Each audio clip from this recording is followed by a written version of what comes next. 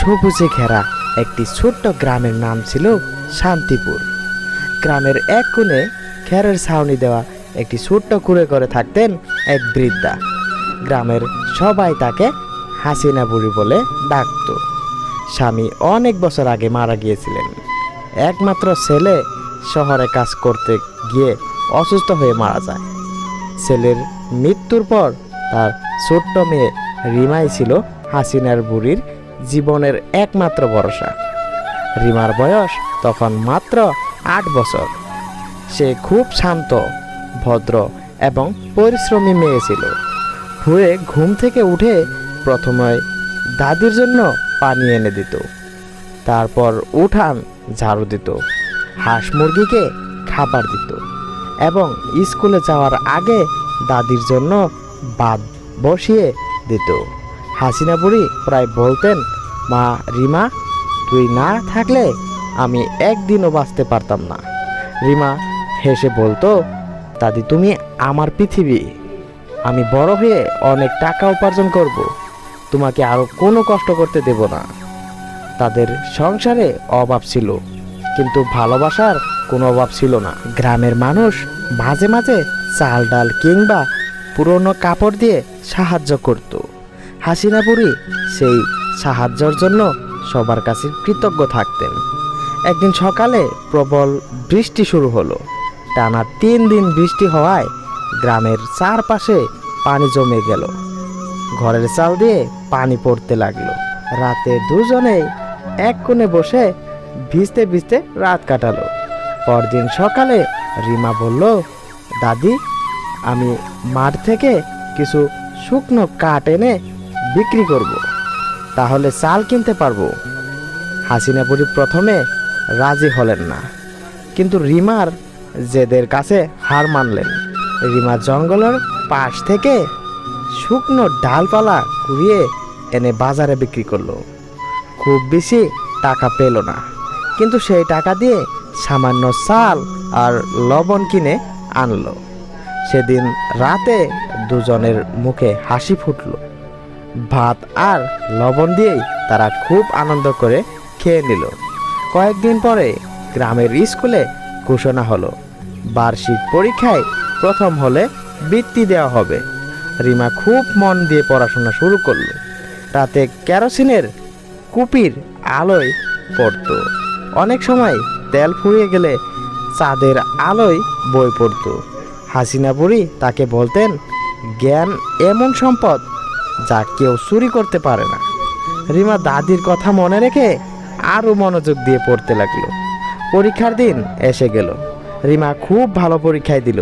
কয়েক সপ্তাহ পরে ফল প্রকাশ হলো। পুরো স্কুলে প্রথম হয়েছে রিমা।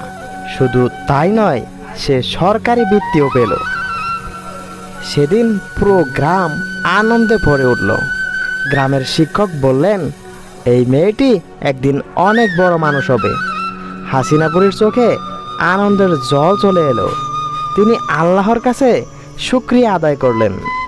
বৃত্তির টাকা দিয়ে রিমা প্রথমে ঘরের ভাঙা চাল মেরামত করল। তারপর দাদির জন্য একটি নতুন শাড়ি কিনে আনলো। শাড়ি হাতে নিয়ে হাসিনা বুড়ি কাঁদতে কাঁদতে বললেন, আমার জীবনে এত সুন্দর উপহার আমি কখনো পাইনি। বছর কেটে যেতে লাগলো। রিমা মাধ্যমিক, উচ্চ মাধ্যমিক এবং পরে বিশ্ববিদ্যালয়ে ভর্তি হলো। পড়াশোনার পাশাপাশি সে ছোট ছোট কাজ করে নিজের খরচ চালাতো।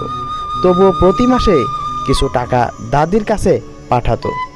হাসিনা বুড়ি সেই টাকা খুব যত্ন করে খরচ করতেন। তিনি সবসময় গ্রামের মানুষকে বলতেন, আমার নাতনি একদিন ডাক্তার হবে।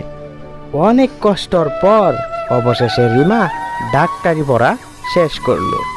গ্রামের মানুষ খবর পেয়ে আনন্দে আত্মহারা হয়ে গেল। রিমা শহরে চাকরি পেলেও গ্রামের কথা ভুলে গেল না। প্রথম বেতন হাতে পেয়েই সে গ্রামের বাড়িতে ফিরে এলো। হাসিনা বুড়ি তখন অনেক অসুস্থ, হাঁটতে কষ্ট হয়। রিমা দাদির হাত ধরে বলল, দাদি, এবার আর তোমাকে কষ্ট করতে হবে না। সে দাদির চিকিৎসা করলো। নতুন ঘর তৈরি করলো এবং গ্রামের গরিব মানুষদের বিনা পয়সায় চিকিৎসা দিতে শুরু করলো। একদিন গ্রামের এক বৃদ্ধ বললেন, রিমা মা, তুমি শুধু তোমার দাদির মুখই উজ্জ্বল করনি, পুরো গ্রামের মুখ উজ্জ্বল করেছ। রিমা হেসে বলল, আজ আমি যা হয়েছি সবই আমার দাদির দোয়া আর শিক্ষার জন্য। কিছুদিন পর হাসিনা বুড়ির শরীর আবারও দুর্বল হয়ে গেল। তিনি রিমাকে পাশে ডেকে বললেন, মা, সব সময় মানুষের উপকার করিস। মানুষের ভালোবাসার চেয়ে বড় সম্পদ পৃথিবীতে নেই। রিমা কান্না ধরে রাখতে পারল না। সে দাদির হাত শক্ত করে ধরে বলল, আমি তোমার সব কথা সারা জীবন মনে রাখব। কয়েকদিন পরে হাসিনা বুড়ি শান্ত মনে পৃথিবী থেকে বিদায় নিলেন। দাদিকে হারিয়ে রিমা খুব ভেঙে পড়ছিল, কিন্তু সে জানতো দাদির স্বপ্ন পূরণ করাই তার সবচেয়ে বড় দায়িত্ব। সে গ্রামের বাড়ির পাশে একটি ছোট্ট বিনামূল্যের চিকিৎসা কেন্দ্র তৈরি করলো। চিকিৎসা কেন্দ্রের নাম রাখলো হাসিনা বুড়ি সেবা কেন্দ্র। সেখানে গরিব মানুষ বিনা খরচে চিকিৎসা পেত। দূর দূরান্ত থেকে মানুষ আসতো। সবাই বলতো, হাসিনা বুড়ি না থাকলেও তার ভালোবাসা আজও বেঁচে আছে, তার নাতির মাধ্যমে।